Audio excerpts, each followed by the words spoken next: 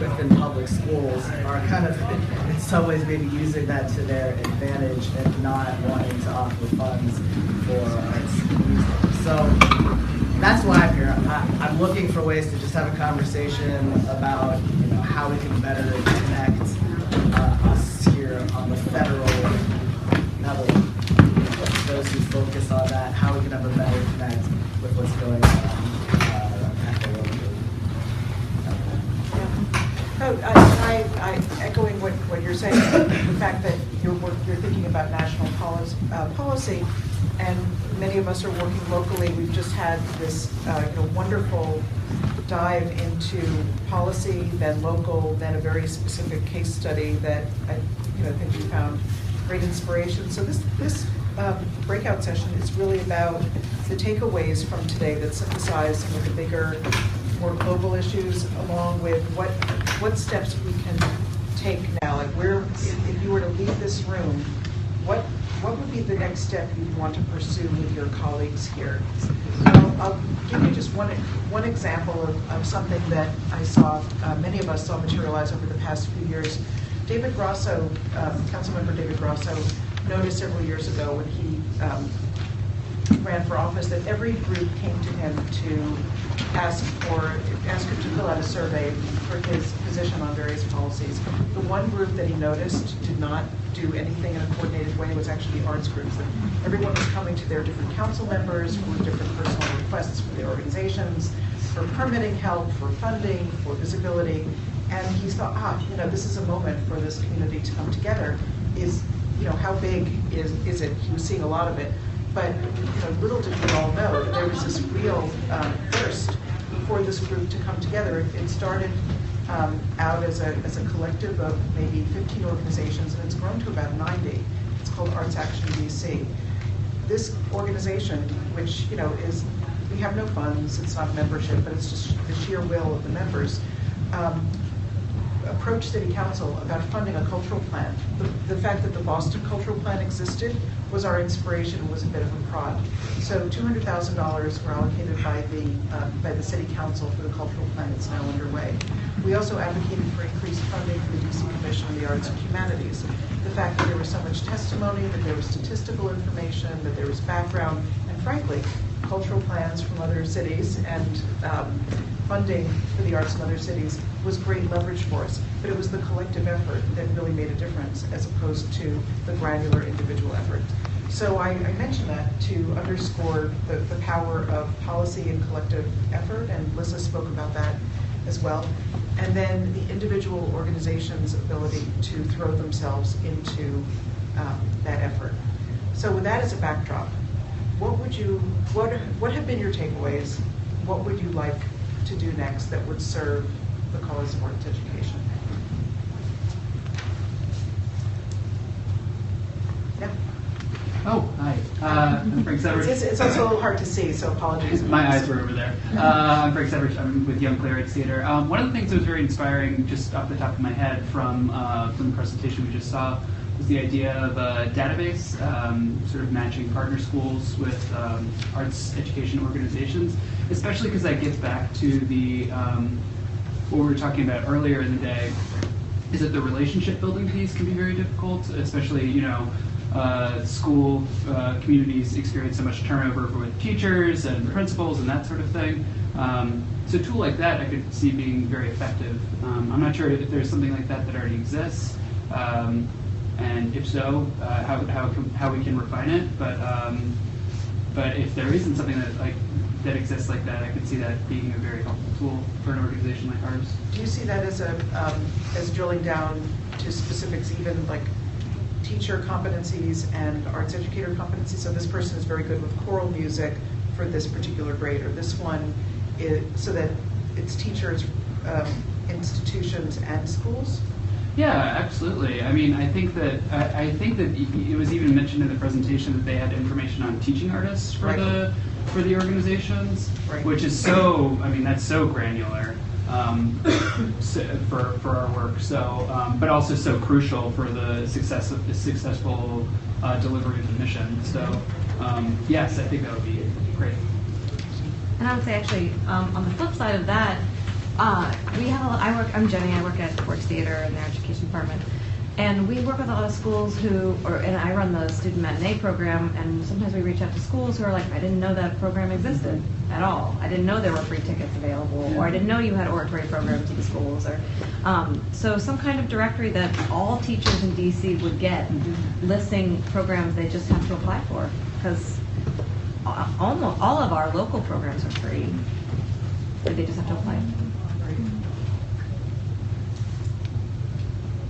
It really does rely upon the individual educators or principals' awareness of it as opposed to a centralized place. Yeah. And is that a role for the DC Commission, or is it a role for the school district, or both? It would be great if it was a partnership that the schools would value that, and so they would make sure all of their principals were aware of the programs available and encourage them and urge them to apply. And then on the DC Commission side, to make sure all of the information was up to date and to encourage institutions to make the programs, available. It's interesting that you bring up this sort of clearinghouse database, and I was just talking with Chris Jennings about this. So I've been to 3 public convenings around the cultural plan, and this desire to share resources and to have a central sort of depository for program specifics, contact information for organizations that are small and large, comes up on just simply the performance side.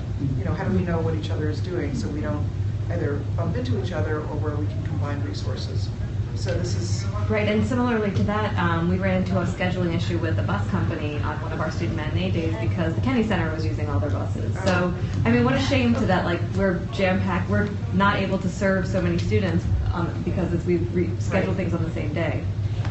So if I can add to that, I think having access to buses and transportation through the district. I know right now the district doesn't have a bus fleet necessarily, and so this is a role that the collaborative plays. We often provide buses, but as arts organizations, we're all competing for the same bus companies all the time.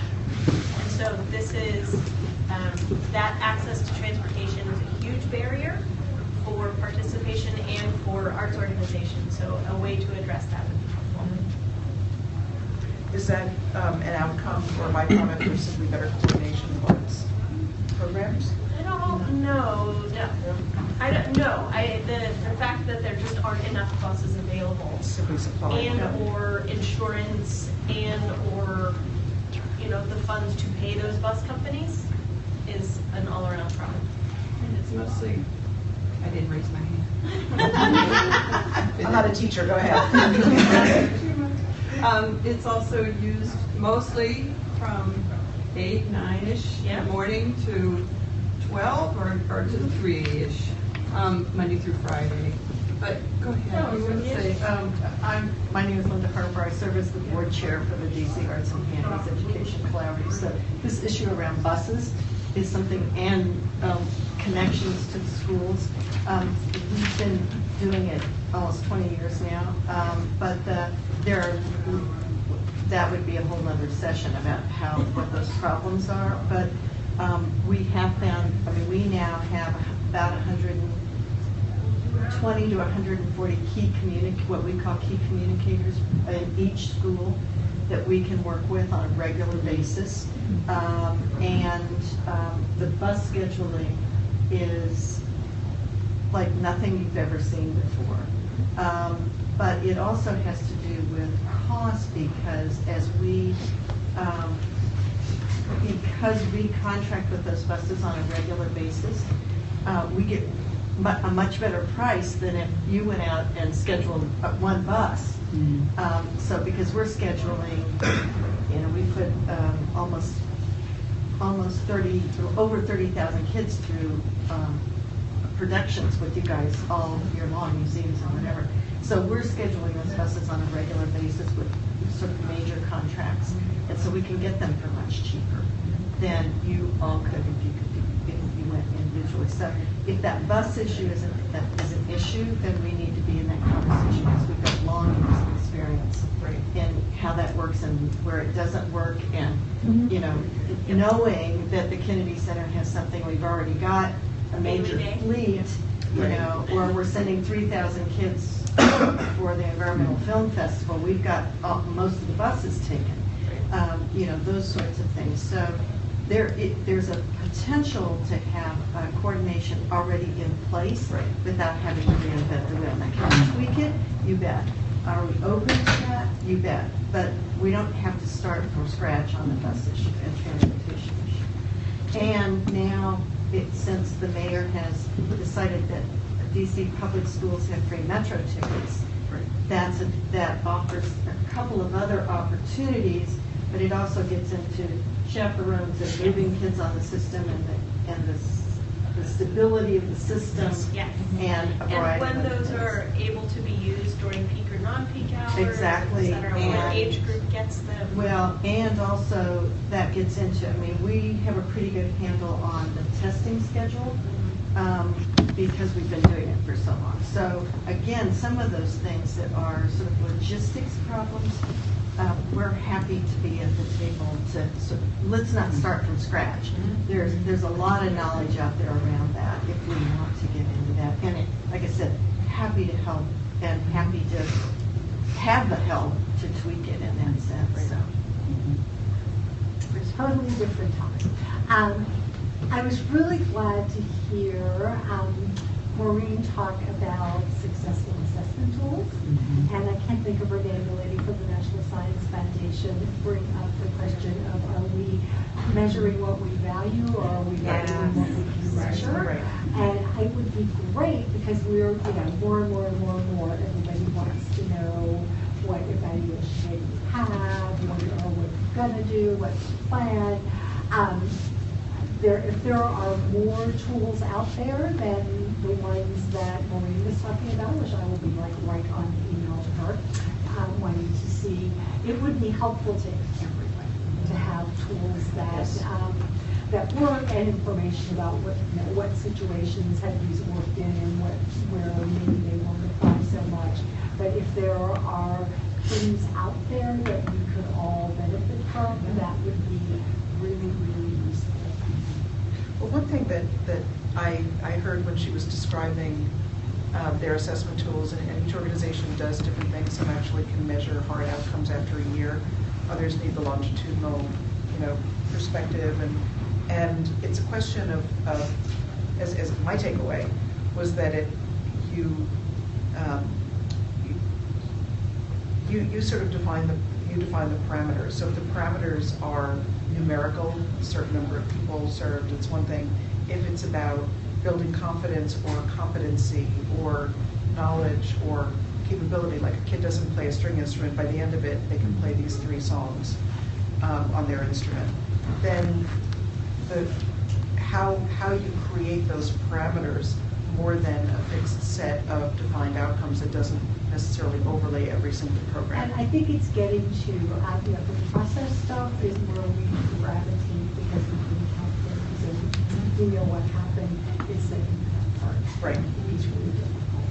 Do you think though, one side of that, and I think Alex, you mentioned this, is that we tend to count things because we count the things we think our funders want to hear about, which are right now numbers and other sorts of things. So it seems to me that part of the advocacy side of this is not only with the school system, but with current funder or potential funders to help them understand this new sort of thought process about creative youth development, as opposed to how many kids went to the film festival. Right.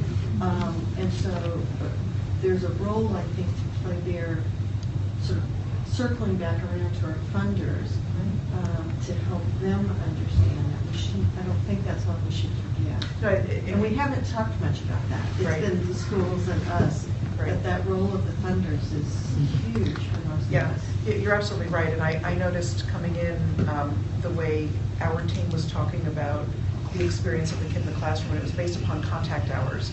Right? When push comes to shove, how many times will a teacher and a student be in touch as opposed to serving thousands of kids? We don't have our own facility. We're not in a position to do this. So how do we measure our impact? And our goal was to have the sustained contact as opposed to, a different approach, but I think that was defined as a core structural piece of the program, and then but in talking with funders, where they say, how many are you serving, whatnot, shifting the conversation to saying, well, we could do all that, and in some cases we do, but actually let us tell you what is making a difference.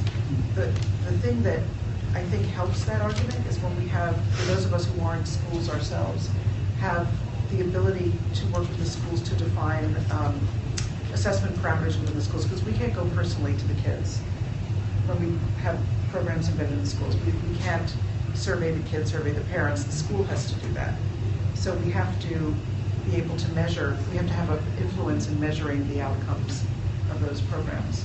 And DCPS has been increasingly receptive to that and supportive, but still has quite a ways to go.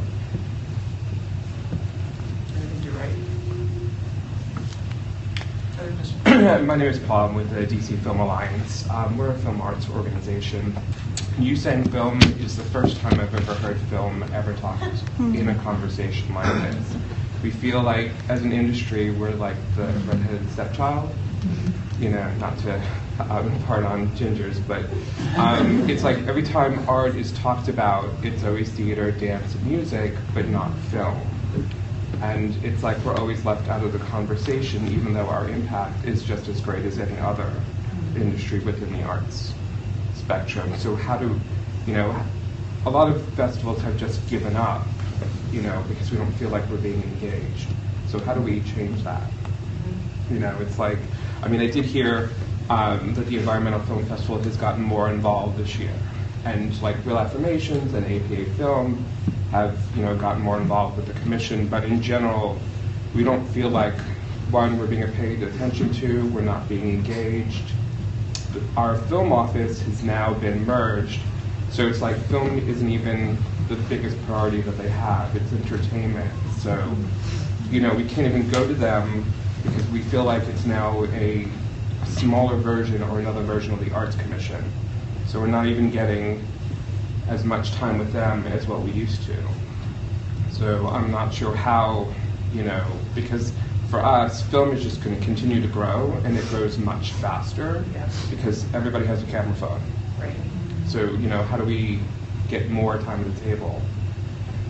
Is there curricula that is being taught in public schools at all right now that lends? As far as I know, it's not in DC, but we work with organizations in Virginia that have after-school programs, and it's more involved in their curriculums.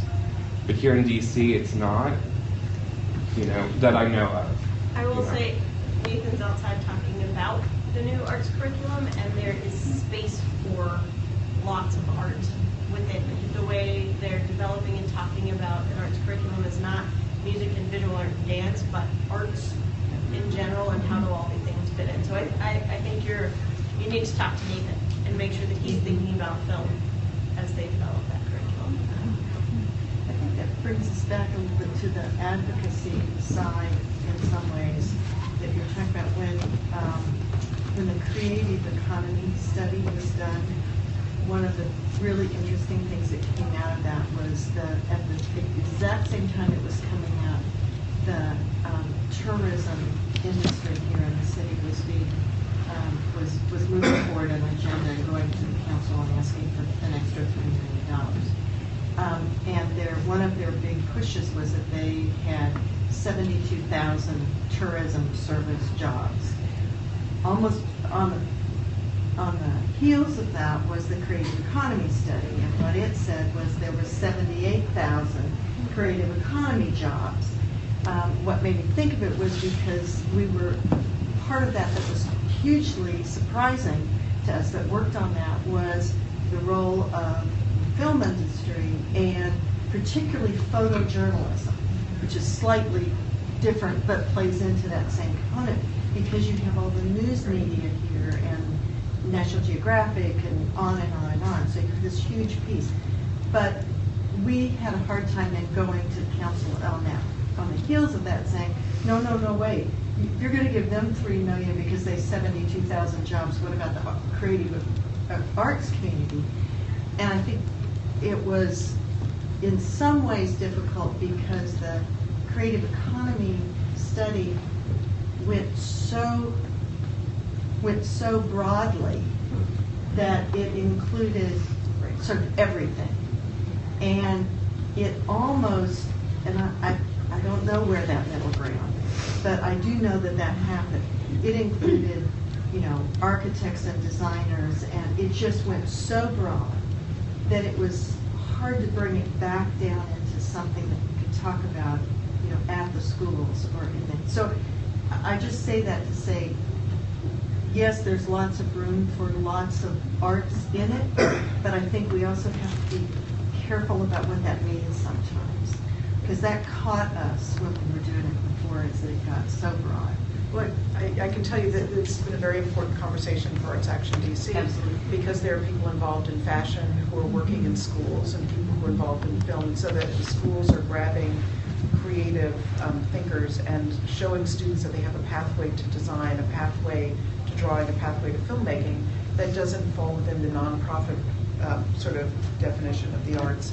And there was a real tension between how to advance entrepreneurship in the arts, because there are individual producers who are not getting money from the commission, but there isn't a pathway for them economically to be supported, even though they contribute by organizing bands, by producing events, and so on. And Arts Action has taken the position that the creative piece comes from many different things. It isn't just defined by the nonprofit side, and that there need to be economic pathways for all. It may not, the commission can't possibly take care of all of it, but attention to Mayor Bowser, we need a pathway, an economic pathway for others who are contributing. And then we can talk about bringing all those pieces together. But it's very exercise discussions. It's huge.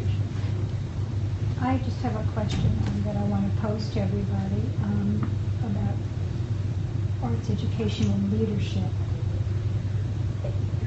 How do you feel about having an amorphous leadership structure, which I think we have now in this community, without someone coming down and saying we have to have arts education, it's very important. And how do we get the city to understand how important it is to have arts education without a leadership structure? Like Myron's position? Yes. Yeah. Boston. That's Well, how the fact that the superintendent, she credits the superintendent with saying, this is what we're going to do. And I was struck by her presentation. I don't know about the rest of you, but so much of it was so familiar to DC, except for that, having that person say arts education is going to be a priority, and then the local funders. So we know DC Public Education Fund is an incredibly active resource for the DC schools, but unless the chancellor says your priority is to raise money to support the arts. Well, we have a bifurcated system here, don't forget. We don't have a system that anyone else has. Yeah, right. We have a state superintendent who does policy, and then we have a chancellor who does the programming, Right. and then depending on who's in office, who puts who in, they rise and fall in power. Right. And that's a really unique system. So with that, how do we get mandatory arts education? That's the question. Those two things have to be aligned. Well, we know that. Yeah. How do we do it? I mean, the question is, how do we do it? We're going to put it, it's in the cultural plan, we're writing it in, that arts education, but how does it get implemented? How does it actually happen that kids get equal, sustainable, quality arts education across the city and all our boards? That's the key. I think one of the things that, and this is again more on the federal level, but it can certainly be applied here too, is that whenever I'm going on Capitol Hill, they ask me tangibly, right?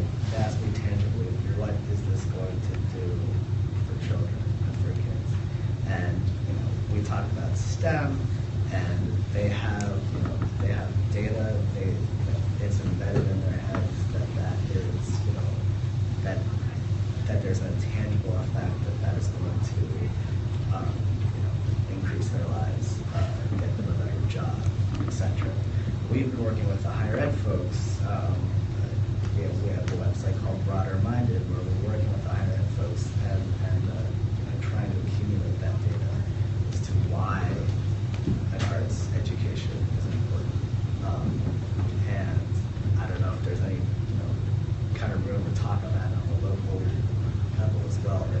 that's kind of something that as I've been going and trying to lobby for music funding, that's kind of where I sometimes get stuck, is that overall mentality of education. That's the question City Council was asked a lot to give us funding. What is the impact of what you're doing? And we can show them Project Zero from Harvard going back 15 years, but we don't have a whole lot of hard data. And that's why I was really interested in Ashley Bear's coming here today to tell people that within a year we're going to have. And don't forget, she can't talk about the results, but I did ask her, I said, with the National Academy of Sciences, Engineering, and Medicine take on a study if they didn't think there'd be any good answers? And she said, no, but I can't talk about it. So I think that you're going to see, and by the way, if you go to their website, they have all their raw data on their website and all the studies that they're using without drawing any conclusions yet. So, but I still struggle with the leadership argument because I don't know how we're ever going to get a really good arts education program in the city if you don't have leadership on the top who supports it. So how do you convince the leadership to support it becomes the question. Well, the cynical side of me would say that if the most powerful funders in the city pulled their money and went to a very senior person in the administration and said, we're willing to put in $10 million over 5 years, and we're going to test the heck out of it to see what impact we make. When we believe that strongly, we're putting private money in, and if it achieves the results we expect, then it gets enshrined. I mean, I don't know, it's a bit of, mafia. That's a good approach, but I think...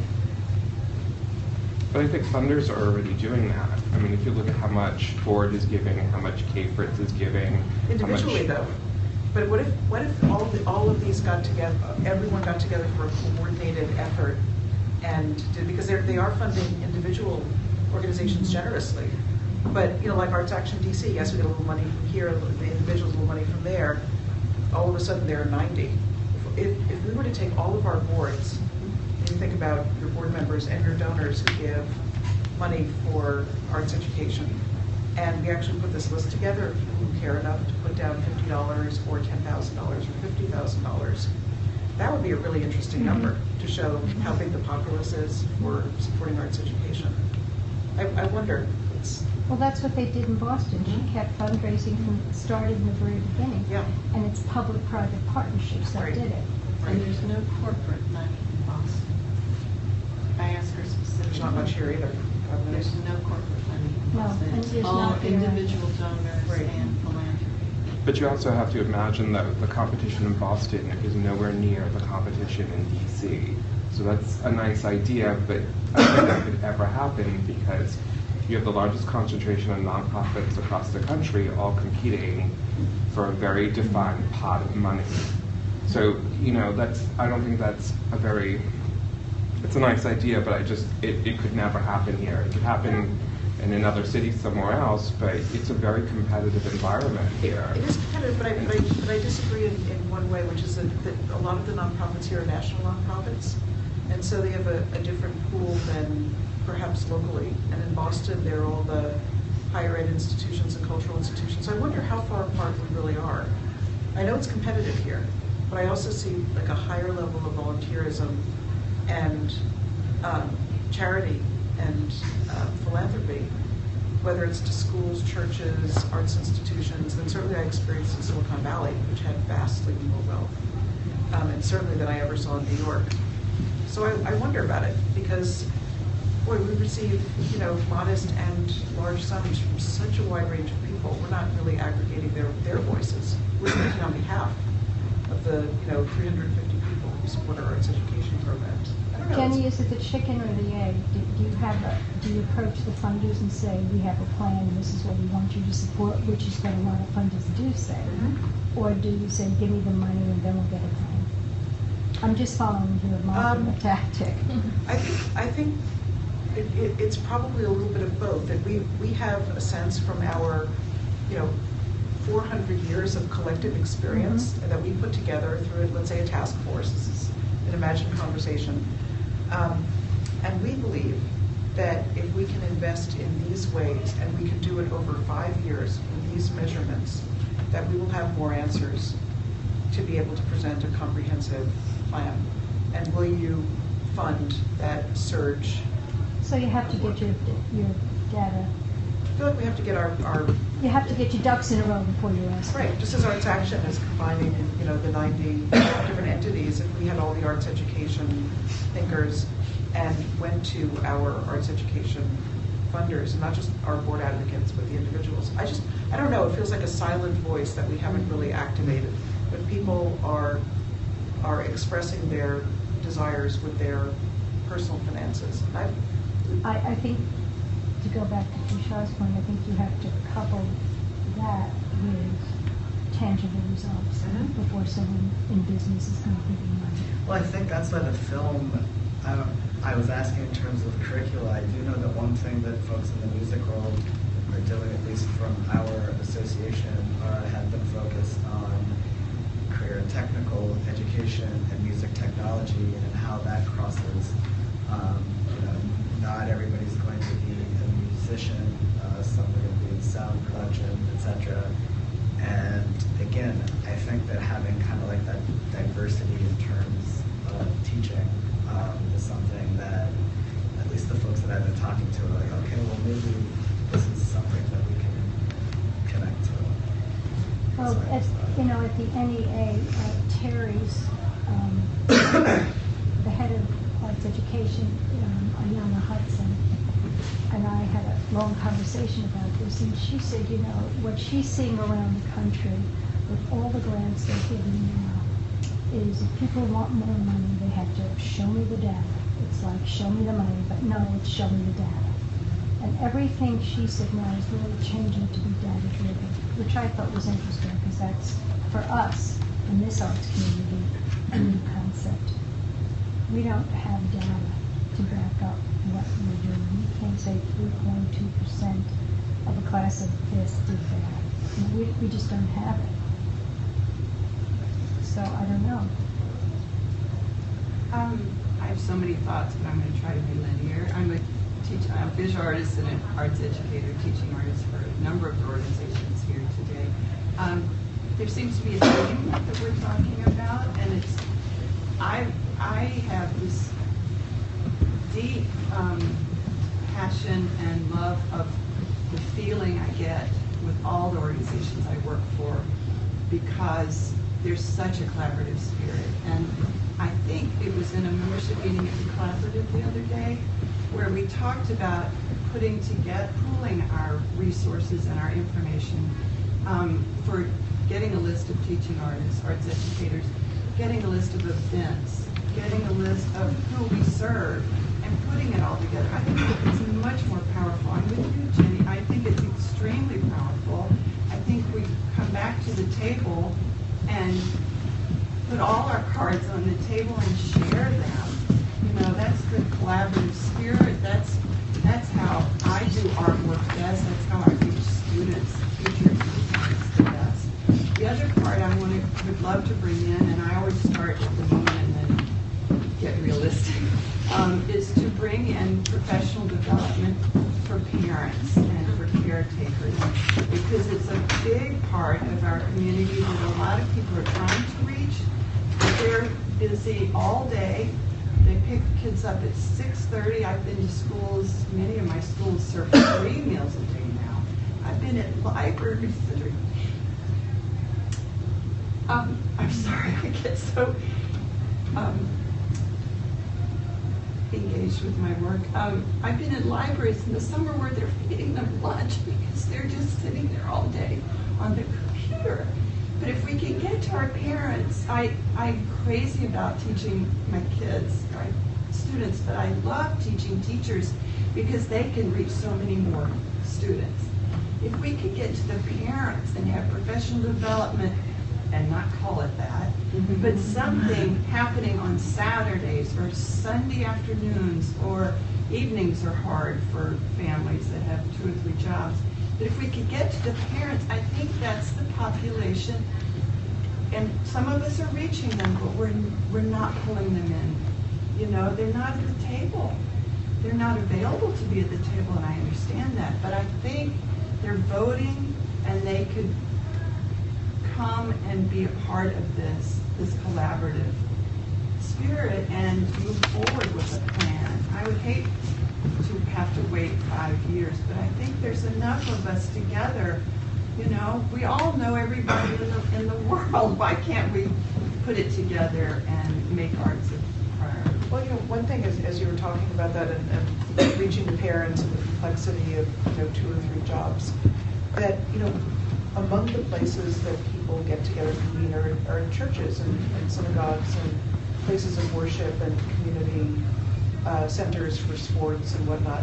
So, you know, we can expect people to come to us, or we can go where people are, even if it has nothing to do with the arts, but it is a community convening, because what you're talking about is community. It's not necessarily at a school or at an arts organization. It's about gathering people together and it goes back to this notion of partnerships.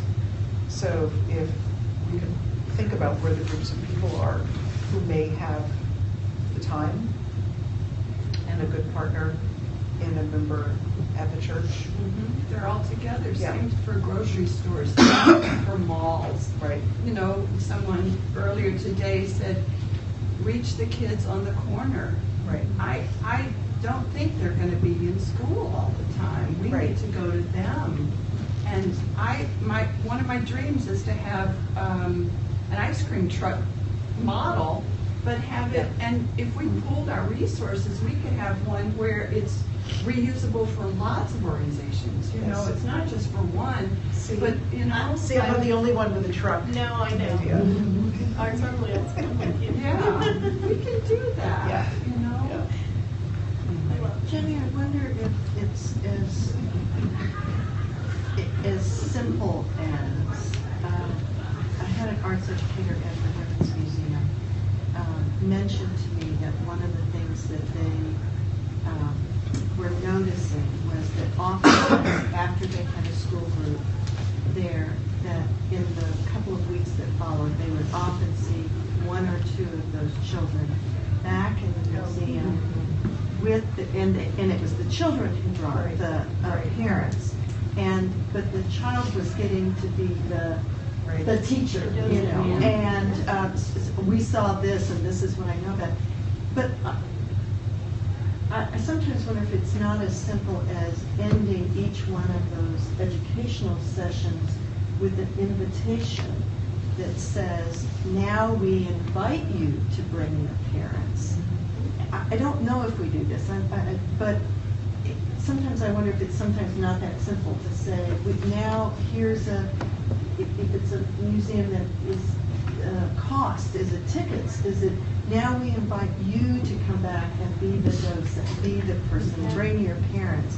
I'm not sure how we track that, but I sometimes wonder if we're missing some of the simpler stuff that's just as easy as those sort of invites back to the facility, to the dance. Or I mean, Millennium Stage is great. You know, so we've been at the Kennedy Center. Maybe you can't afford a ticket to come to the Kennedy Center, but you could get back to Millennium Stage.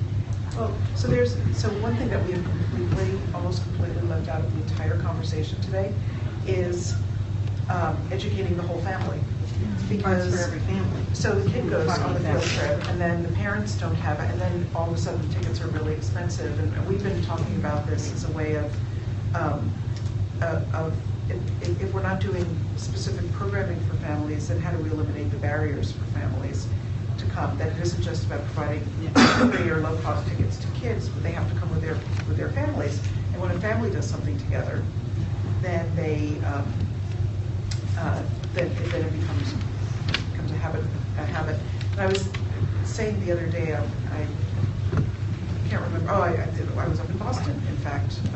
No, in Toronto, speaking to a group of arts folks in management, and everyone lamenting the dearth of arts education and whatnot. When you look at sports, and how people start out in Little League and they do things as a family and they root for their teams and they watch games together and they slow them down, they speed them up, and they cheer and they wear, the hats and the shirts, and they, and then by the time everybody's grown up, they're buying, stadium seats and doing things as a family with their friends. And we don't have that kind of part. And it wasn't just that the kids were in an after-school sports program that gets it there. It's because the parents are involved. They're driving the kids or coaching the kids, or It's valued.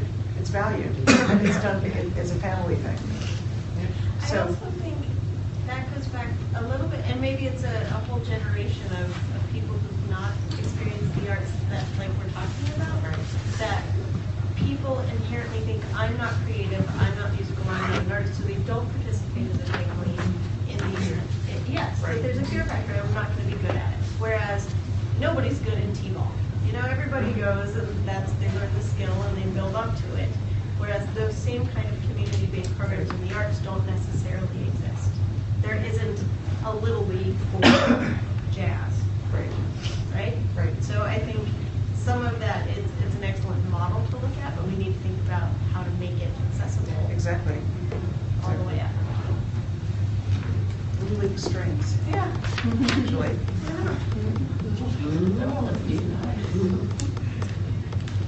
Other thoughts? I got in my car the other day. I was going to a little daycare center in Northeast to teach 2.5 to 3-year-olds about kente club. Crazy. And so I just told myself I'm going to have a great day today because I was really thought these guys are really little. So I drive up. There's the daycare center right here, and my windows are down, and I hear this amazing sound. I looked over. It was a jazz ensemble on the corner in a little structure on Benning and Minnesota, Northeast, sponsored by the commission. And a friend of mine, Freddie Dunn, was playing 9 o'clock in the Oh my God, morning. God bless him. That was and I thought, we're going to the people that are on the street, walking to work, driving. And so they played. It was cold outside. And then Freddie came over, and my little 2.5, 3-year-old kids came out, and he played Twinkle, Twinkle, Little Star to them. And they were entranced, of course, but the staff, with their jaws dropped open. But it was the time of day, I mean, I think about all the space that we have at the metro parking lots, and, and in other cities in the world, Paris or Moscow, you go in to the underground and there's music there, but we don't have a lot of that here, But I think we have to, I sound like an evangelist, I think we have to go out to the streets and do this. We're indoors, we have to go outside. I remember years ago, and many of you will remember, the commission did the elephants and the donkeys, and there was a lot of, controversy about it, all that, but it made art visible, and a lot of people participated. I think if we did that, I presented an idea to Tony years ago at the commission for artists, and I don't mean just professional artists, kids, everyone, to do designs that are going on our taxi cabs, because that's who see, our tourists see it, our politicians see it, and do a skin on, like the bus skins, and do it on the cabs, because they're everywhere, Yep. So make it visible. It's interesting. One thing that comes up along with the days and whatnot is the permitting process. I mean, by putting it on the taxis, it's obviously a wonderful mobile fleet of arts, quiet arts evangelists. But people would like to be able to present more outside with the National Park Service. Applications are formidable. So one of the things that's come back in the cultural planning sessions is can the plan provide a much easier way for us to just do some shows outside? Because every strip in the city is a park. And the plazas are, like you have to apply for a license there. It's hard to have a pop-up. So that's something that comes back quite frequently. Is how do we make the art visible to people, taking it out of these very enclosed monolithic buildings to other places, and not just only in a festival format where there's a stage and lighting and sound and one day, but a bit more spontaneous. You know, the libraries are very open to this. They offer things outside their buildings for performances and all different types of art activities. And we have so many new buildings now, there's space around them. Another underutilized resource in the city is all of our new beautiful recreation centers. Right. There's we put a lot of money into recreation centers, and I don't know what it's like to work with DPR right now, because I gave up a few years ago, but really, really, really difficult. Still difficult. And you walk into these beautiful facilities and they'd be empty, no programming going on, et cetera. And we tried for years to put programming in there. And really, really tough, or we'd get some funding, we'd go to Trinidad Recreation Center spend a year building up a program, and then, we all know how that goes, but that's a resource that it blows my mind that they seem to have built these buildings and not thought about how to engage the community in the buildings. And that's where you could have Little League strings and Little League dance and Little League training for the staff. When the staff is sitting There's there. no training for the staff. I mean, again, my knowledge is 3 years old, but because I stopped. Are we bringing them, and I don't mean this personally, it's going to sound a little teachery, sorry.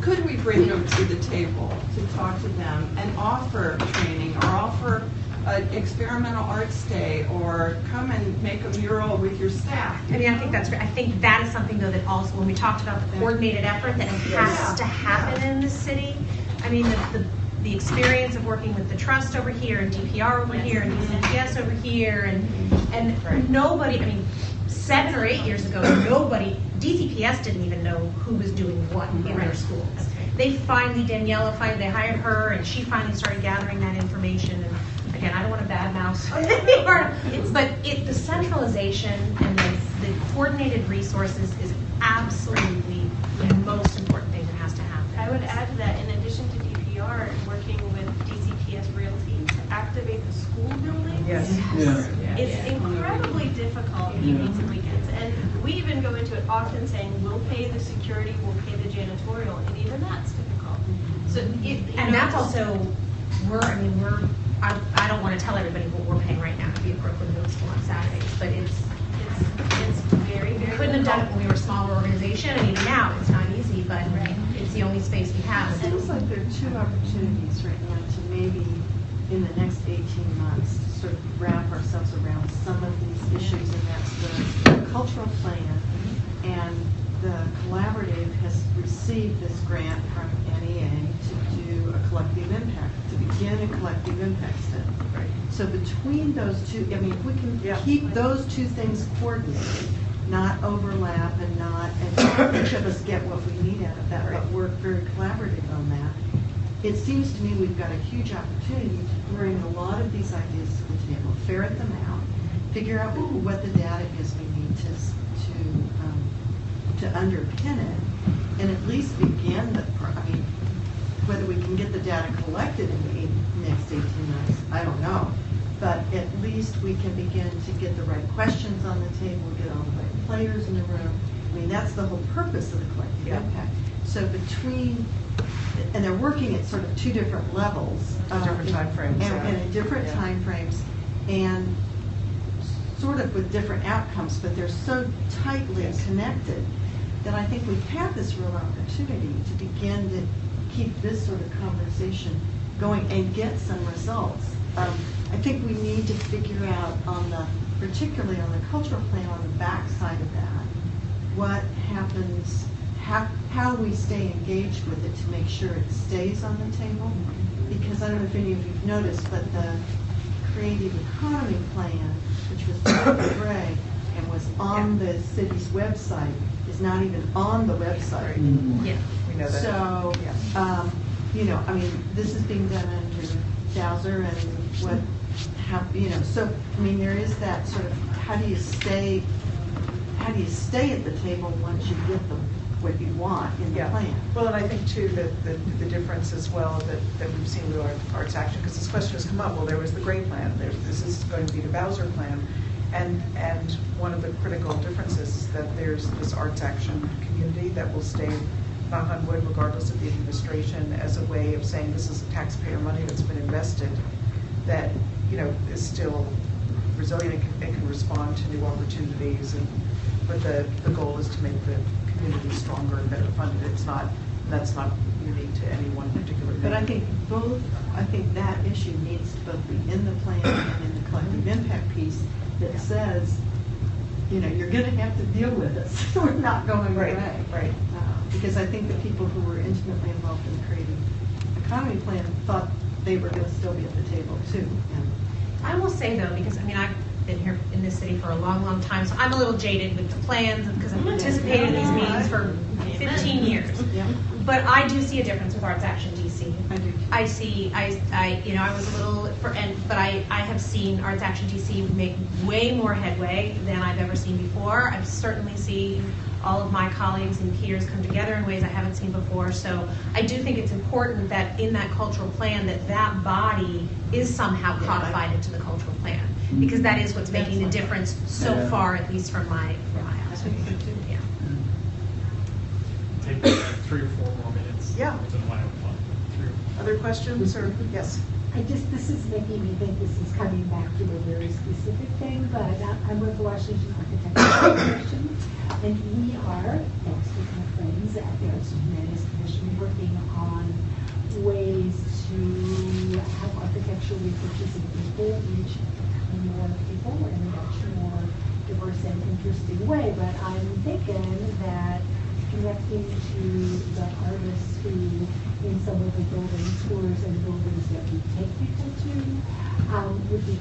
would be very cool. Would be a really great way to be connecting those pieces of going to a terrific space where you're going to learn about the building, but also while you're there is some fabulous music or performance or something else going on. So what advice do you all have for who should I be getting into my focus group? Nobody goes unpunished. Don't all I mean, you know, anything. Have a hands-on and they'll remember it. Build a But actually, building. but seriously, I mean, so we partner with Shakespeare and with the Commission to do Velocity DC Dance Festival every year. And one thing that, among many things, the Commission has done that none of us are really equipped to do is to basically share information and invite proposals from every dance nook and cranny that they know of, individuals, groups that are ethnically specific, genre specific, right across the whole gamut. And as much as we think any of us know about dance, the Commission has applications from people who are dance educators, dance presenters, the whole gamut.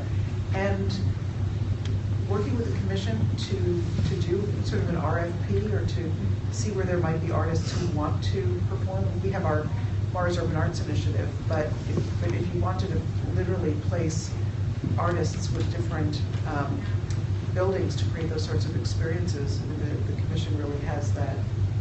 Sort of that 30,000-foot view. Yeah. Right. But we probably want to just, sort of start smallish, but and then see how that works and then go on from there.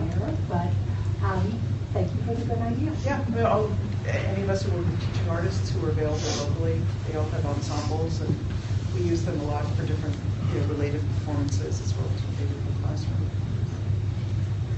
Any final questions? Thank you. Thanks. Thank you.